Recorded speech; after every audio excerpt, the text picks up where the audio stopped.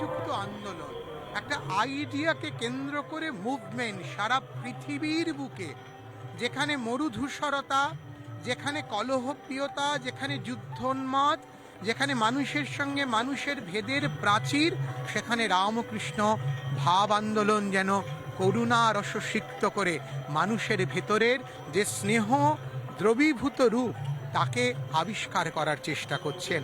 মানুষের মধ্যে যে অবিনাশী অমৃতত্ব, যেটা ঔপনিষদিক ভাবনা, সেই উপনিষদের নির্যাসকে প্রতিটি কোণে, প্রতিটি বনে, প্রতিটি হৃদয়ের মধ্যে ছড়িয়ে দিয়ে মানুষের মহত্ব রূপকে, তার চৈতন্য সত্তাকে উন্মোচন করে জগৎকে শান্ত, সমাহিত, স্থিতিশীল এবং অধ্যাত্মপ্রবণ ভূমিতে পরিণত করার চেষ্টা করছেন।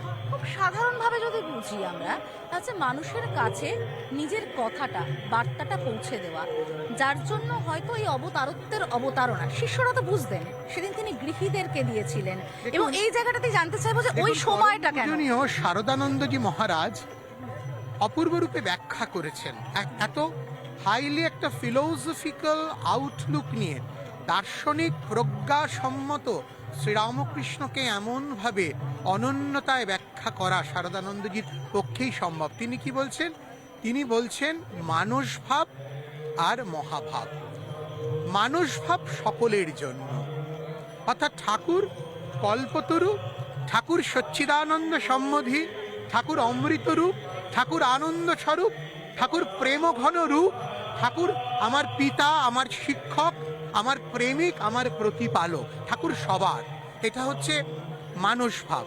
কিন্তু যাদের তিনি কৃপা করবেন, এই অখণ্ড বিশ্বলোকের প্রতিটি জীব তো তার কৃপা পাওয়ার জন্য আকাঙ্ক্ষী। তাকে কতটা কৃপা করবেন, তিনি কৃপার আধার কিনা, এইটি কিন্তু মহাভাব নির্ধারণ করে। তাই মহাভাব সম্পন্ন শ্রীরামকৃষ্ণ সেদিন যেন মানসভাবে জনসমক্ষে প্রতিভাত হয়ে সবাইকে বললেন, মূলত গৃহী ভক্তদের বললেন, তোদের চৈতন্য হোক। দেখুন, অদ্ভুত রকমের একটা অবতরণিকা। তিনি প্রথম ভক্ত ভৈরব গিরিশচন্দ্র ঘোষকে বললেন কি, যে তুমি মানুষের কাছে এত কথা বলো আমার সম্পর্কে, তুমি আমাকে কি বুঝেছো? What is your realisation? Girish বললেন, ব্যাস বাল্মীকি যার ইয়ত্তা করতে পারিনি। কারণ শ্রীরামকৃষ্ণ তো একটা এন্ডলেস, অন্তবিহীন চৈতন্য সত্তার একটি অত্যুচ্চ মাধ্যম। সারা পৃথিবীর মুক্তিগামী মানুষকে মুক্তি দান করার একটি অনিঃশেষ অবিনাশী শক্তি শ্রীরামকৃষ্ণ। তিনি যে করুণাময়, তিনি যে প্রতিপালক, তিনি যে মোক্ষ দান করার ব্যক্তি, তিনি যে ভালোবাসায় টইটুম্বুর হওয়া ভগবান, একমাত্র ভগবান যিনি বলছেন ভালোবাসা, প্রেম।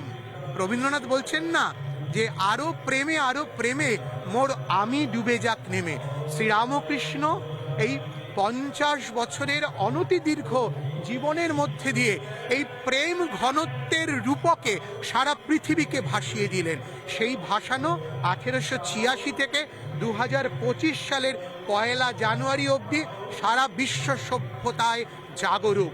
যে মানুষ তাকে বুঝতে চায়, যে মানুষ তার কাছে আশ্রয় নিতে চায়, যে মানুষ তার কাছে, তার মনের কাছে নিত্যকল্পতরু রূপে তাকে অর্চনা করে, প্রত্যেক মানুষের কাছে, সম্প্রদায়, জাতি, ধর্ম, বর্ণ নির্বিশেষে সবার মাঝে, সব হারাদের মাঝে তিনি যেন চির জাগরুক, এক প্রত্যয়, অন্তবিহীন।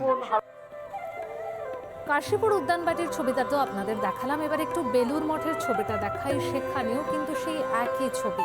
আজকে বছরের শুরুর দিন, আর তার পাশাপাশি আজকে কল্পতরু উৎসব।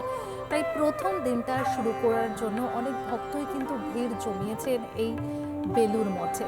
সকাল থেকে সেই ছবিও আমরা তুলে ধরেছি আপনাদের সামনে। এরই পাশাপাশি বেলুর মঠের পাশাপাশি কিন্তু আমরা কামারপুকুরের ছবিটাও আপনাদেরকে দেখাবো। শ্রীরামকৃষ্ণের জন্মস্থান কামারপুকুর, সেখানেও কিন্তু সকাল থেকে ভক্ত সমাগম।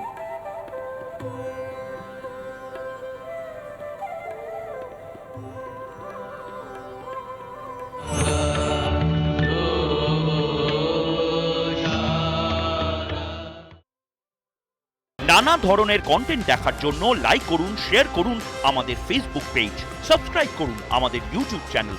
পাশাপাশি অন্যান্য ব্রেকিং নিউজের জন্য অবশ্যই চোখ রাখুন রিপাবলিক বাংলায়।